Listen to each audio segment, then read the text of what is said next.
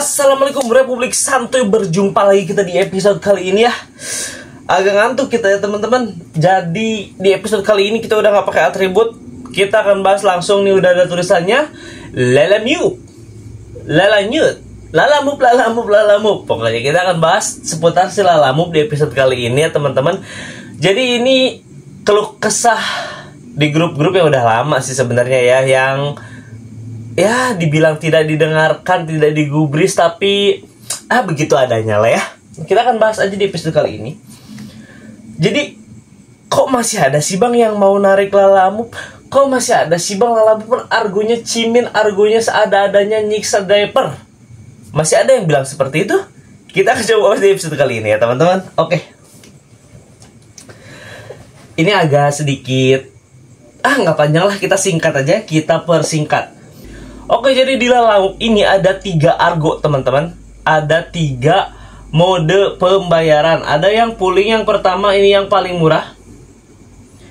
Yang kedua ada argo biasa aja, argo sedang, ini argo reguler disebutnya. Dan ini ada yang top, namanya argo prioritas ya. Kita udah pernah bandingkan argo pooling, argo reguler, dan argo prioritas itu bedanya segimana. Oke. Sebenarnya yang dibahas itu kemarin malah jadi si argo reguler. Argo reguler ini dianggap merugikan. Terus setelah kita telaah, setelah kita pikir-pikir, setelah kita hitung-hitung, memang betul si argo reguler ini sebenarnya malah jadi merugikan gitu. Kalau dulunya kan cuma ada 1 nih. Nah sekarang tuh malah berbalik gitu, jadi malah merugikan. Kenapa bang? Ini tuh argo 1 yang ini sudah tidak sesuai. Tidak sesuai dengan perjanjian di aplikasi gitu ya. Jadi di aplikasi itu kan dulu 2.300 kalau nggak salah, 2.300 per kilometer. Sedangkan nyatanya di lapangan itu hanya 1.800-an, sekitar 1.600 sampai 1.800 lah.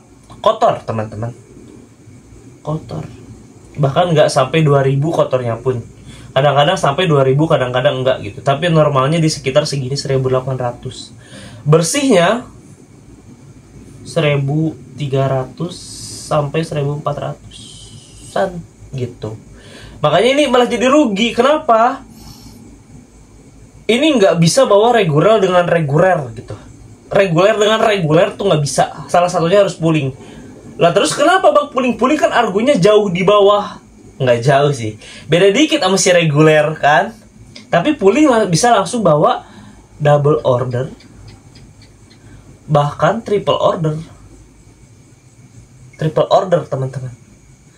Enaknya kalau dapat pooling duluan, argo keduanya bebas, mau yang reguler mau yang pro bebas gitu. Yang penting sejalur. Pooling ini kan semi same day, itu jadi enak. Nah kalau kita dapat reguler duluan, otomatis kita kalau mau double harus nyari orderan pooling khususan ilaruhi. Nggak bisa itu bang, sulit gitu. Gampang dapat pooling pertama, yang kedua tinggal nyari temennya gitu, tempelannya. Mau pooling dengan pooling juga nggak apa-apa, masih untung pooling dengan pooling double order daripada reguler 1. Begitu teman-teman. Kalau argonya lumayan jauh gitu ya, kalau jarak deket mah ngapain pakai pooling kita gitu teman-teman. Kalau prioritas, nah prioritas udah pasti menguntungkan gitu. Ini pun dengan duo hijau nggak terlalu jauh bedanya kalau si argo prioritas ini. Makanya kalau ini sat gitu. Tapi kalau di Jakarta beberapa kali gue lihat argo prioritas juga nggak diambil, biasa aja gitu.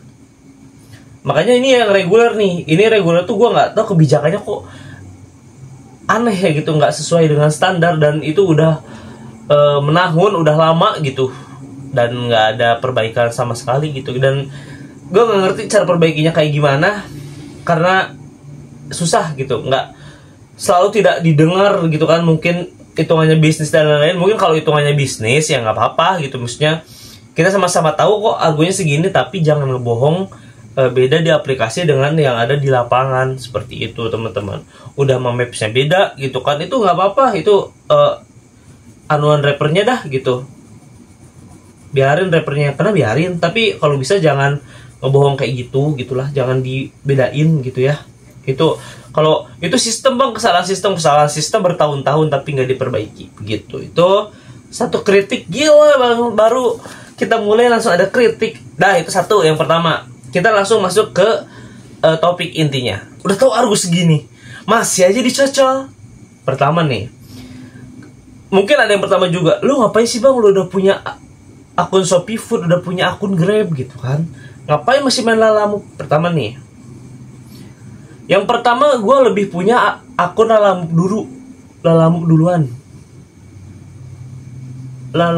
duluan dibanding Duoijo, dibanding Shopee gitu. Kan kita ada uang registrasi. Kalau yang dulu kan gocap, kalau sekarang 25 main gocap dihilangin bang. Nah yang kedua, ini udah tahu kalian kan, kita nggak main satu akun, kita main ganda campuran teman-teman. Karena letak astronomis kita, letak titik on bid kita itu kurang berpotensi terhadap kegacoran orderan gitu. Jadi kita memaksimalkan dengan akun ganda campuran ini. Maksudnya gimana sih bang? Kita rinciin sedikit. Misal kita on bid taruhlah jam 8 sampai jam 9 sampai jam 10, udah mulai ke tengah belum ada yang dapat. Ada Lalamove orderan dari Bogor ke misal Jakarta, ya kita sikat lah yang ini. Kalau dari Jakarta, nah akun yang lain kan anget, tinggal dipilih dah mau yang mana yang mau di on bid. Seperti itu. Ini salah satu kalau misalkan cara kita untuk bolang begitu teman-teman. Yang ketiga, buat akun sampingan.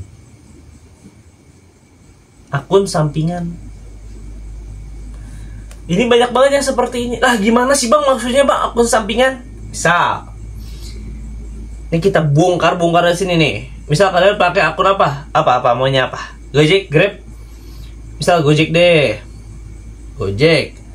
Sama nih dari Bogor, Jakarta. Atau lebih gampang dari Jakarta deh. Kalian ngebid di Jakarta.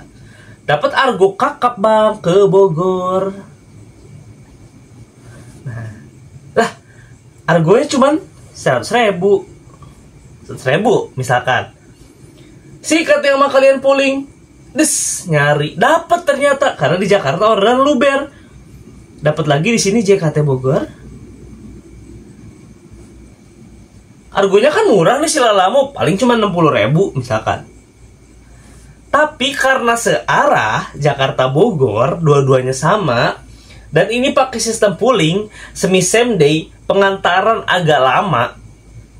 Begini jadinya, sekali dayung dua pulau terlewati teman-teman. Sekali jalan dari dari Jakarta ke Bogor, kepalang capek daripada cuma dapat 100, ditempelin sama ini nih. Jadi 160.000 dapatnya. Begitu. Makanya disebut akun sampingan. Bisa juga disebut akun sampingan karena itu tadi. Misal kita main ini Gojek atau Grab. Hari-hari gacor nih Gojek atau Grab anget, dapat 200, 300, 200, 300. Lah tau-tau jeblok bang.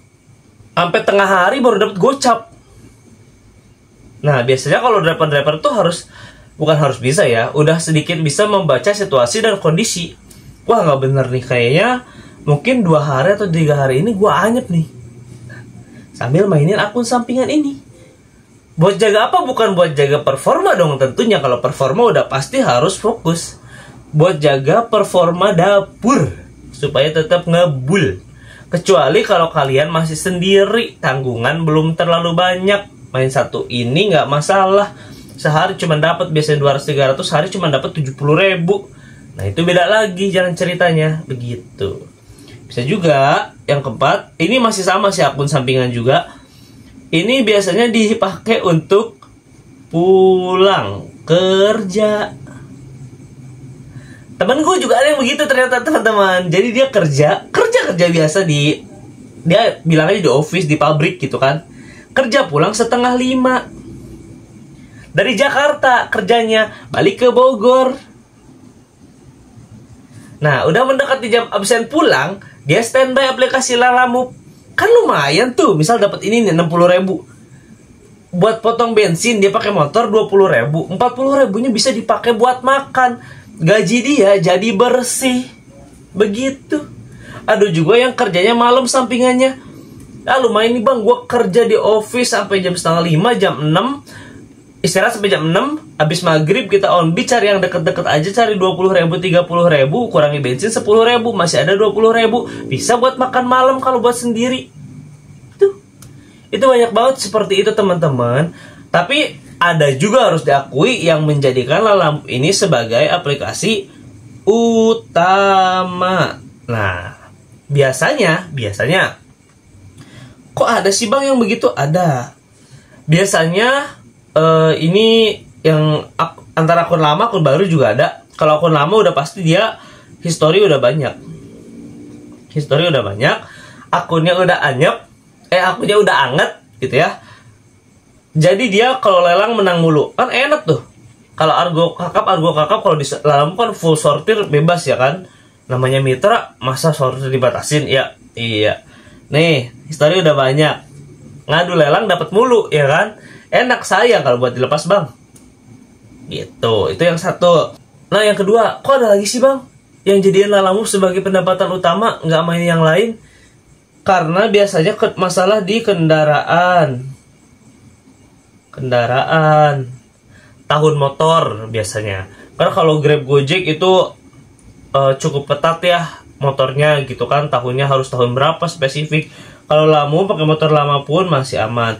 Dan karena dia biasanya kalau pakai yang motor-motor lama gitu kan, itu jarang main penumpang. Mirip-mirip kayak gue nih, jadi kurir online biasanya. Karena kalau bawa penumpang kan sebisa mungkin kendaraan itu harus nyaman, ya biar enak gitu. Enak dilihat, enak dirasain juga gitu kan. Kalau misalkan bawa barang kan yang penting barang nyampe, nggak hancur, terkirim dengan selamat, seperti itu.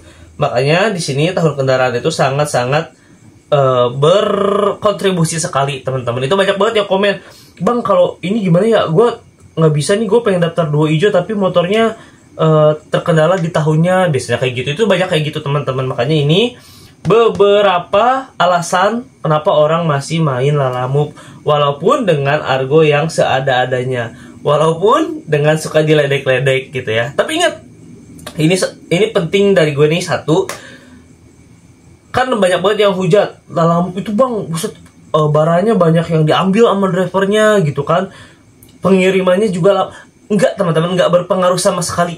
Sumpah seriusan, enggak berpengaruh sama sekali. Kenapa? Satu, gue main banyak akun, gue banyak ngebandingin akun 1, akun 2, akun 3, gue banyak bandingin.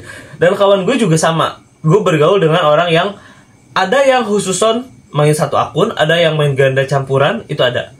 Kalau untuk hal-hal negatif seperti itu urusan balik lagi ke personal masing-masing gitu. Banyak banget bang, banyak banget. Itu enggak, gue ingatkan kembali, kalau untuk hal-hal negatif itu enggak urusan dengan aplikasi lah. Itu urusan dengan drivernya masing-masing. Yang urusan dengan aplikasi adalah cara untuk ngerembesnya, cara untuk asuransinya, itu yang berpengaruh. Kalau untuk kelakuan personal ya urusan personal, itu nggak bisa dibandingkan dengan aplikasi gitu. Bukan gue ngebelain, gue juga banyak akun kok, gue banyak main aplikasi gitu. Tapi itu saran dari gue satu.